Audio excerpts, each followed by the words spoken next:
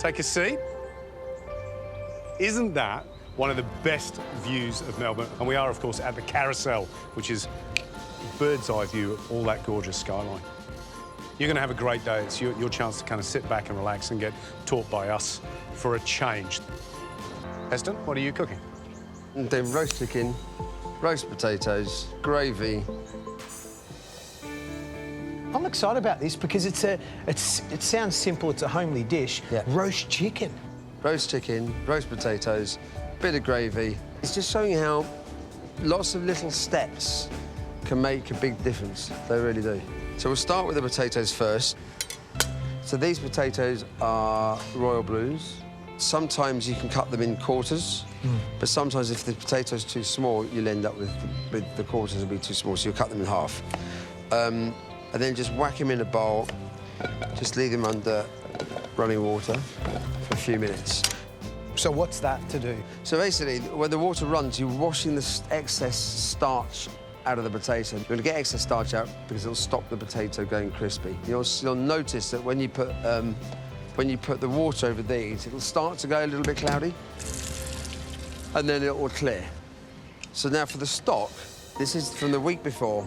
What you've got left over from your roast, carcass, there's some carrots, onions, whack all this stuff in, and then just pop about a litre of water on top of it, something like that. So we're going to let that come up. You'll see when the steam's coming out, and then we'll let that cook. But 30, 45 minutes is fine. Meanwhile, potatoes. Yep. So whack those on the heat. So while we've got the stock on, Yep. potatoes are happening, Yep. the chicken. So we're going to brine this. The brine is basically salt dissolved in water. You can put herbs and spices and other things in it, but salt in water. For every litre of water, 60 grams of salt. Dissolve it, and then just pop the chicken in that brine and then leave it. Does something to the proteins in the meat, which enables them to hold on to more moisture after the cooking or through the cooking process. Leave that in for 3 hours, 4 hours, something like that. Once the chicken's brined, just take it out the salt, give it a little quick rinse, pat it dry, and then it's ready. You've brined it, that one, yeah? That's done? Yep. Great. Yeah, give it to me. Thanks so much. Now, the potatoes. This first cooking stage is critical. They should be cooked until they're about to fall apart. Fat does not go into a potato unless there is a crack, a fissure in there. So you need to make those cracks to get that, that really delicious, juicy, glass-like crust in a potato. That only gets like that because it's all broken up. You see, they need to start breaking up like that.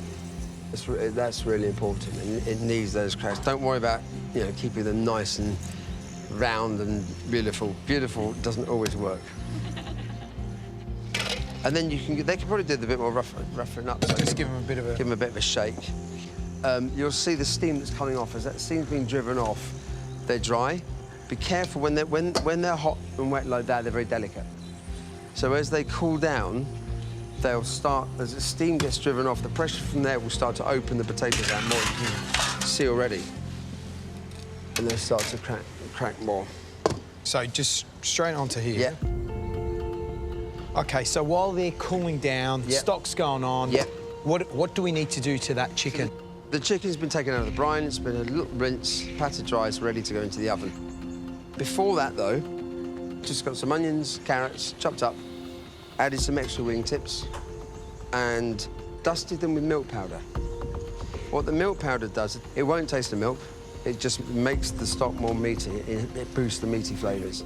So giving that a dusting of that, whacked it in the oven, and there it is. Now, just before I roast the chicken, I'm going to stuff it with a lemon, very simple, I'm doing this just to, it'll just release some of the juices inside the lemon. Also, what you're doing is you release all the lemon oils, so it gets much more fragrant. And then just make some incisions into the lemon. Take a generous bunch of thyme. Put that in. Put the lemon in. Then take a little bit of butter. This is only really just to give a bit of a glaze on to the skin of the chicken. It doesn't have to be covered, it'll just melt over the skin of the chicken. Thank you. What we're looking for is the internal temperature of the breast of about 60 to 65 degrees centigrade. So I would cook the oven. It's about time and temperature. Depends how much time you've got. You can go up to 100. It'll be quicker. Right, so stock's on. Potatoes are cooling down, doing their thing. You've got all these roasted bones. You've got the chicken on top that you've stuffed. It's been brinded, rubbed in butter. Yep. Now, what happens? In the oven. So that's been in the oven for how long? This has been in for a couple of hours. Now, do you let that rest? Now let that rest. And a lot of people are surprised at this, but this is a good 40 minutes to rest this. Wow. And it will keep its heat. It's going to continue to cook. If you were to carve that chicken now, or in 10 minutes' time, you'll see all the steam coming out. And all that steam coming out is moisture that you've done all the work to keep in. So just leave it. It'll continue, finish off cooking, it'll get to the plateau, and then it'll relax. And all the fibres in there will start to relax, and they'll hold the juices. You'll end up with a piece of chicken that's much juicier. So we'll whack the potatoes in. And then when they're in the pan, just turn them over so they're all coated in oil, and then leave them on the cut side. Fat side. And then we'll turn them later, but let them just spend most of the time. Salt at this point or not? No, I tend to add salt. At the end? At the end, OK. yeah. If you add salt now, it can tend to draw a bit more moisture out, and it can make the potato, the crust, a little bit chewy sometimes. So leave the salt until the end. We whack the oven up now to 180, and then leave them in. 45 minutes is probably the minimum. So you really get that, you really want that crust to develop. So now the sauce. Pop this onto the heat. So this was the tray that the chicken was roasting on top of. Get that on the heat and just start getting that frying. So here's the pressure cooked stock, cooled down, strained through a sieve, and that's it. And it's just naturally set with the gelatin that's in the meat. And you can make that well in advance, put them in the freezer. Oh, freezes. It freezes easily. Some white wine.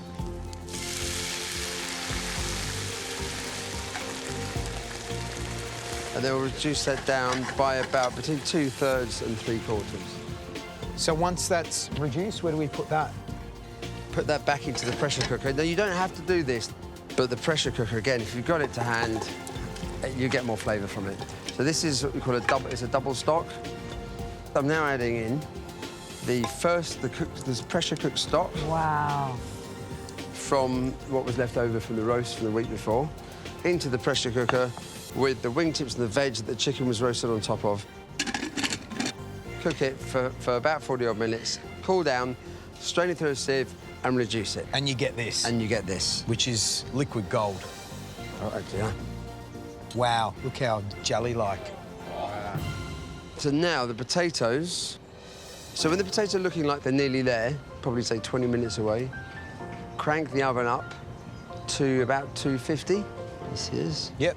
And the reason for that is because the chicken's been cooked at a lower temperature to keep all the moisture in. So obviously the skin hasn't been browned. It's still warm, but it's cooled down enough that'll allow the oven to brown the skin without taking the meat too high and drying it out. So this is now the last stage where the chicken goes in for a blitz for 10 minutes, just to brown the skin. Right, so we'll basically pop that on that. Yep.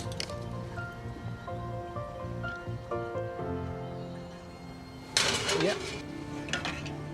So this the double pressure cooked stock. We've just melted it, come up to the heat, add some beurre noisette, cook butter until all the proteins start to brown. We'll probably go for between 1 and 2 dessert spoons, I think. Enough for this. Take them off. And then one thing that's really important, and that's acidity and mustard. It does have vinegar and mustard. Lemon juice puts acidity in, but lemon juice has a lot of flavour.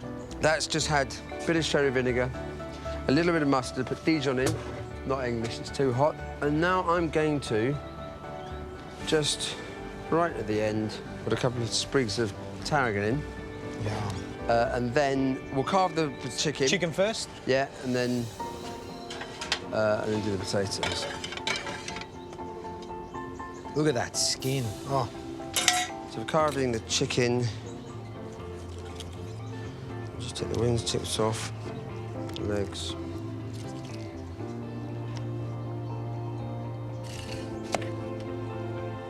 So that's now ready for your next stock. yum. And then for the actual breasts, carve them across the grain. So it'll be like that. Then the potatoes. Oh, my gosh. Oh. Wow. Season? Yep. And wax them. There, and then some sauce.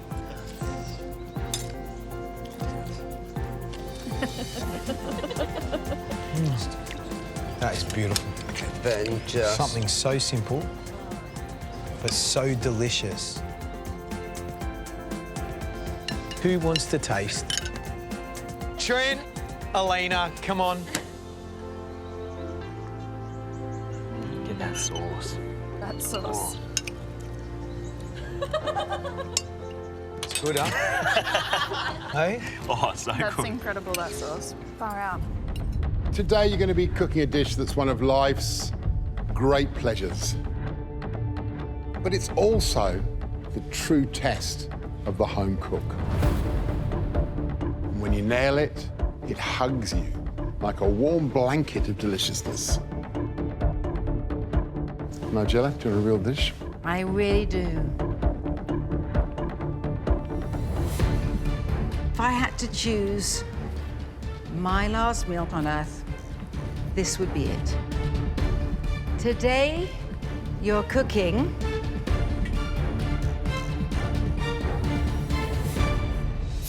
roast chicken.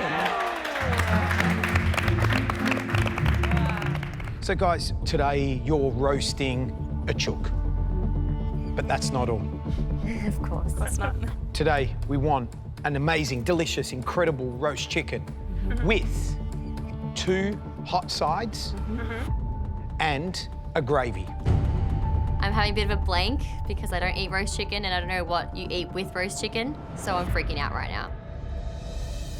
Matt, what makes a great roast chicken dinner for you? The ideal thing for me with roast chicken has to be crunchy roast potatoes. I think it's almost illegal to serve roast chicken without beautiful, golden, crunchy roast potatoes. Gary? I know at my family table, if there's not enough gravy, then there's hell to pay. And I have to say also, I am more permissive than you because I also think mashed potatoes are good with roast chicken.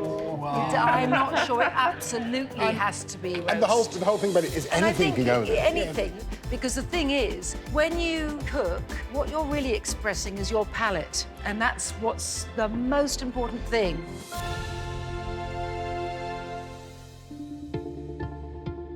So, you have 90 minutes to bring us the perfect roast chicken with 2 sides of your choice. They just have to be hot.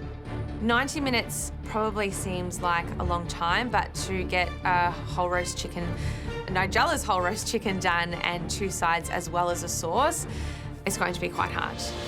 The recipe for the roast chicken is at your bench. Everything else is up to you. Nigella, you do the honours? We'll all be nervous, but try and enjoy it. It's a wonderful thing.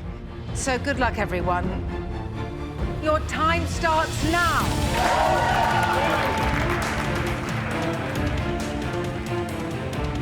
The first thing that I need to do is start reading this recipe and getting this chicken into the oven as soon as I can so that it's perfectly cooked. Absolutely fighting for my life today. I'm excited about the cook. I do cook roast chicken sides a fair bit for my family, so yeah, I'm excited. So, 4 leafy tarragon sprigs. This is not just any old roast chicken. It's got this gorgeous tarragon butter layer under the skin, and then it's perfectly golden all over. This is a masterpiece. If I tell you my dirty little secret, it's that I usually buy a barbecued chook, but I do occasionally roast chicken on Christmas, so I love it to be golden and brown and definitely with crunchy roast potatoes.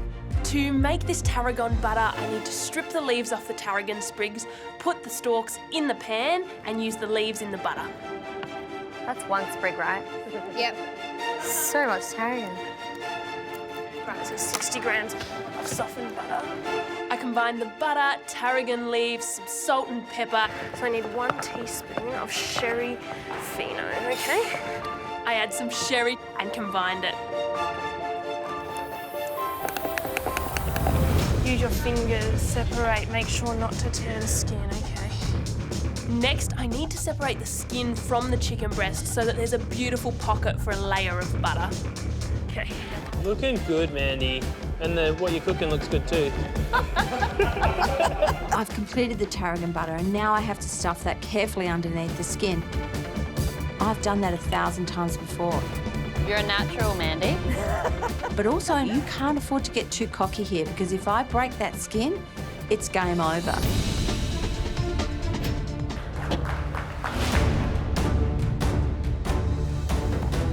Minutes down, you should have your chook in the oven now. This is all about timing this pressure test. You don't want to fall behind. Roast the chicken for 1 hour. Come on, Leah, come on. The sauce and the sides for this chicken dish today are going to be what makes it stand apart from everyone else's. So mine has to be perfect. Abby, how's that going? Good.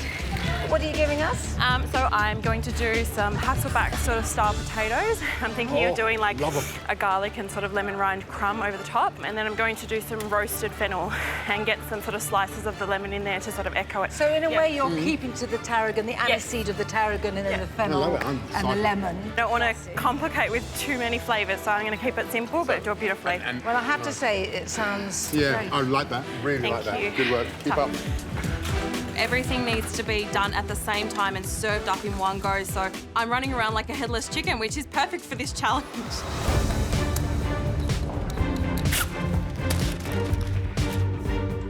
Ooh, Abby. Beautiful colour. I decided to take the chicken out early and just follow my intuitive sort of cooking style that I would do at home, and it's a bit scary. I need a lot of flavour in my jus. It will just add to the beautiful chicken. And I just need my veggies to come along and sort of crisp up. I've had a few things in the oven together, so the potatoes are taking a bit longer than I need. I check on my potatoes and I'm a little bit worried at how they're cooking. At home, I feel like they would have almost been cooked by now, but I'm a little worried that they're not. They're not crisping as much as I'd like, so I wouldn't usually do this, but I decided to turn them over just to get a little bit of a brownness from the bottom of the pan happening. This has to be perfect. It all has to be perfect.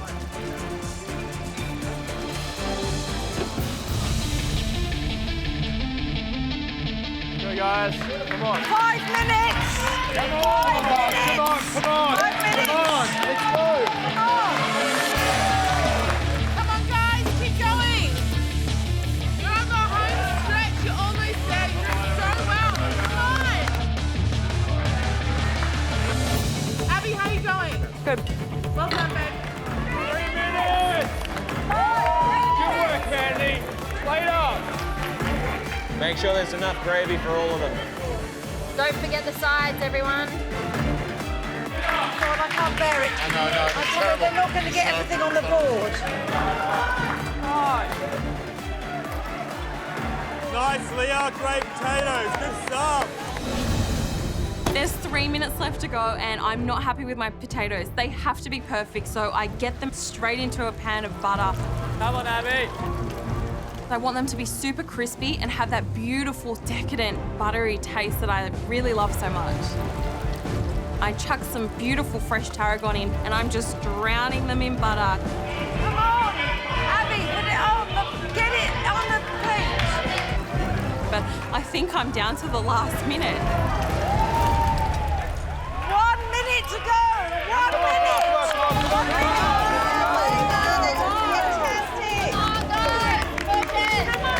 Listen up. 10 seconds. 9, 8, 7, 6, 5, 4, 3, 2, 1. That's it. Time's up. Well done. I feel like I have. There's so much flavour in that dish and in that combination, and I'm really proud of what I did. I don't really have any regrets. Abby, fingers crossed, you've done your job. You've worked your heart off today, and that's all that matters. Thanks, guys.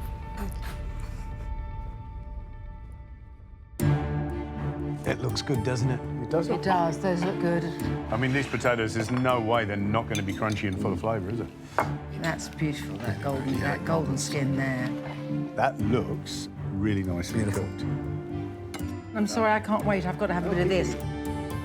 That is divine. Let's be honest, best looking dish so far. Look at this. Look how golden. Look at all these Yeah, it's colours. fantastic. Yeah. Isn't that beautiful? It's beautiful. It's beautiful.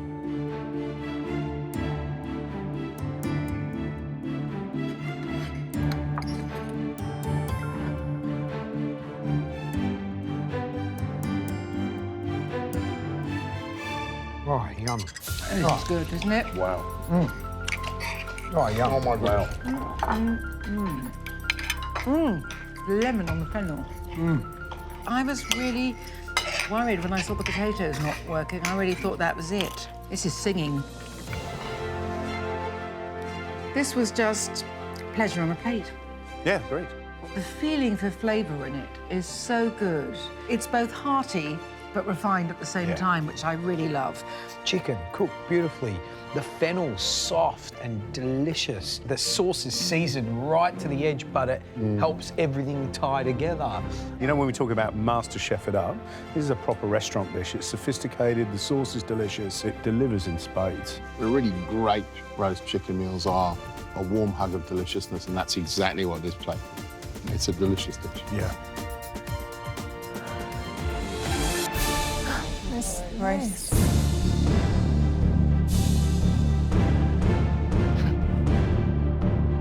What we want is a fine dining take on the roast. We want you to keep that sense of comfort, but we want you to master chef it. You're gonna have 2 hours. We want 3 individual plates of food. You must at least have 3 sides to your roast. And one of those sides must include potatoes. What would a roast be without potatoes? Now, everything you need is in the pantry. It's simple. Make our mouths water. Do that, be safe. Don't do that, we'll definitely be going home. Now, you 3, you ready to cook? Yes, George. Your time starts now.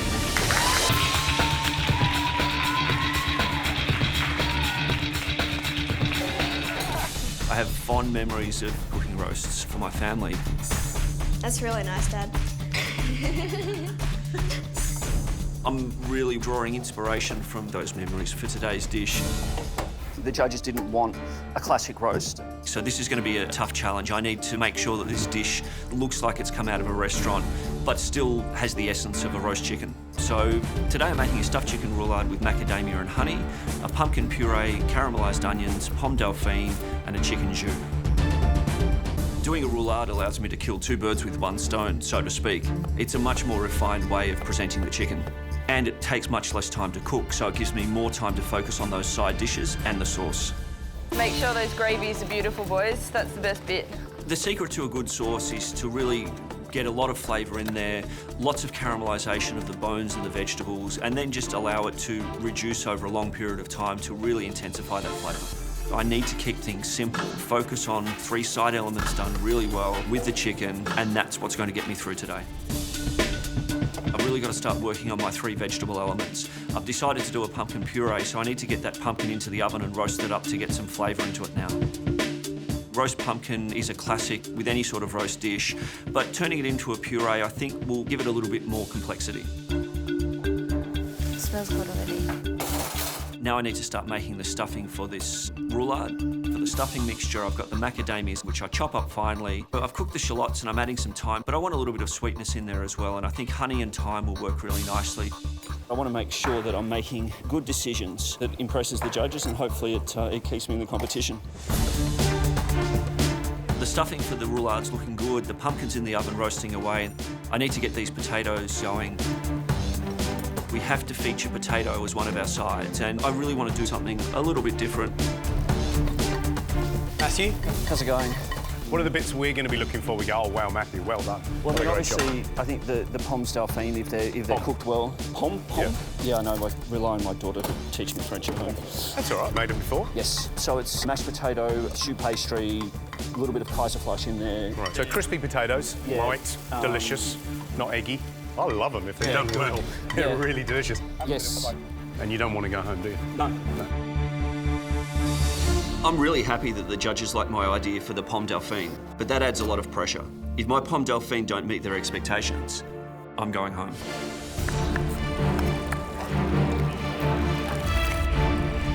It's about making your roast dinner a winner. 1 hour down, 1 hour to go. Come on.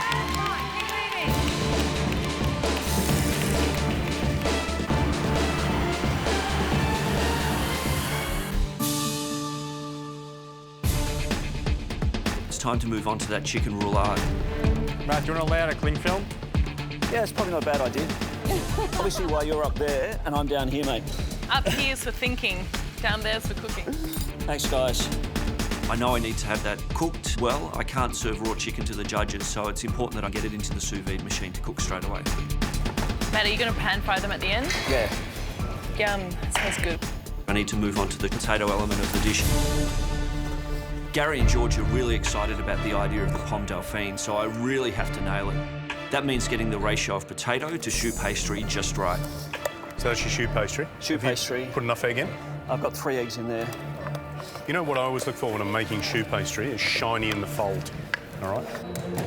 The choux pastry is important for this pomme Dauphine just to help bind that potato together and allow it to fry well. Yeah, so. Too much choux pastry will make it too stodgy, but I'm a little bit concerned if I add too much potato, I know they're not going to hold together well when I fry them and they'll all fall apart. So I do a couple of test ones to make sure that the mixture's right.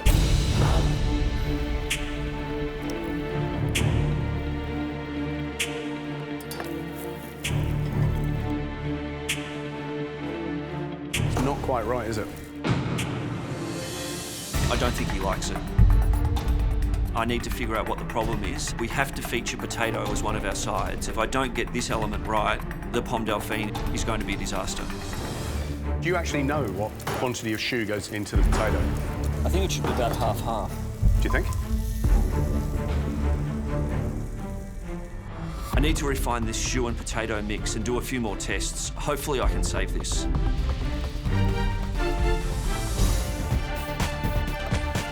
Gentlemen, how are our 3 contestants going? I think the strongest one of the bunch is Matthew. But I like the sound of his dish. He's doing pomme Dauphine, which is like a fried potato with choux pastry, which I think is going to be lovely if he nails it. It's just whether or not he can pull it together and put it on a plate. I'm in a pretty good place right now. My pumpkin puree is done. I've caramelised some onion. My sauce tastes amazing. And the chicken's just about ready to come out of the sous vide. The only thing that's still troubling me are these pomme Dauphine. Oh, did you retest? I haven't retested it yet. Oh, come on. This is... You know what? If you don't get this potato right, this is a game changer. The potato has to be right. The potato has to be on the plate, so I've got to get them right. Otherwise, it's a one-way ticket home, and I'm not going to let that happen. With 10 minutes to go, I take the roulades out of the sous vide machine. As always, time is ticking away faster than you would hope. But I think I'm on track. I've got to fry off my chicken, cook my pommes Dauphine, and just plate everything up, so nearly there. I think I've got this pomme Dauphine working. My chicken's looking good. I've just got to finish it off in the pan. I really want beautiful round circles of roulade. Presentation has been something that hasn't been a strength of mine in the past. I'm really happy with the way the roulade looks. The chicken's nice and moist, and the honey, macadamia and thyme stuffing looks beautiful through the middle. My potatoes are still lacking a bit of colour and crunch, so I'm going to leave them in the oven until the very last minute. Come on, guys!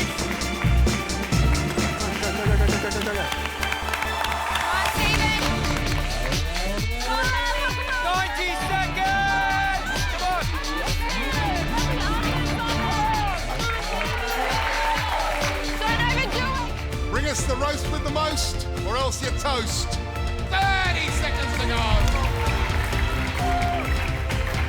Jamie, what about your potatoes? Where are your potatoes?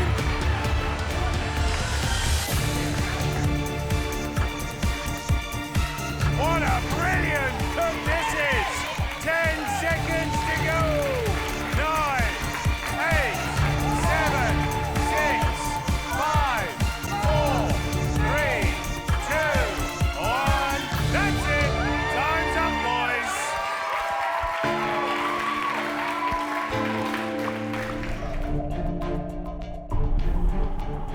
I'm really happy with this dish. The roulade looks golden and roasty, the pumpkin puree is delicious. I just hope I've got the balance of the pomme dauphine right. Thank you.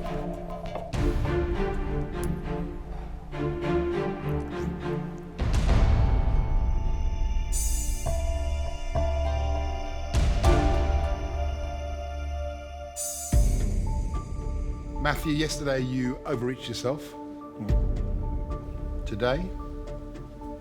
I tried to be a lot more restrained. I think the last few weeks I've really improved, and I've been working hard, practicing, and you know I'm happy with what I've done. Thank you, mate. Thank you.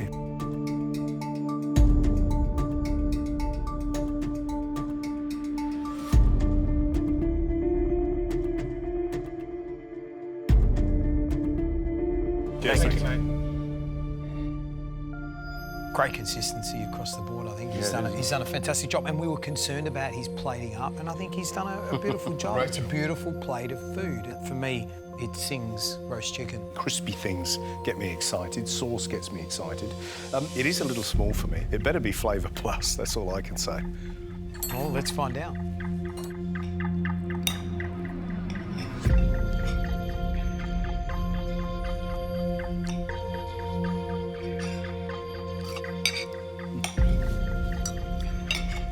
Oi, is there any gravy left?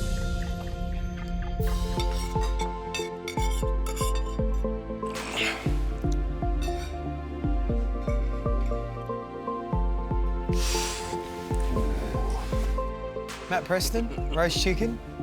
Better than roast chicken. Roast chicken you can eat with a spoon. Yeah. Genius. That is absolutely smashing. The sauce is just wonderfully complex. It's super meaty. Chicken's cooked perfectly, and they're little pomme dauphine, but they're crispy, they're light, and they're very Moorish. Huge amount of positives. You know what, for me, I love those macadamia nuts. And they give you this lovely sort of squeaky crunch, and they're delicious. How was the puree? The puree's yum. Fantastic. And he roasted the pumpkin first and then pureed it. I think it just gives it that real intense sweetness and still reminds you of a roast chicken dinner.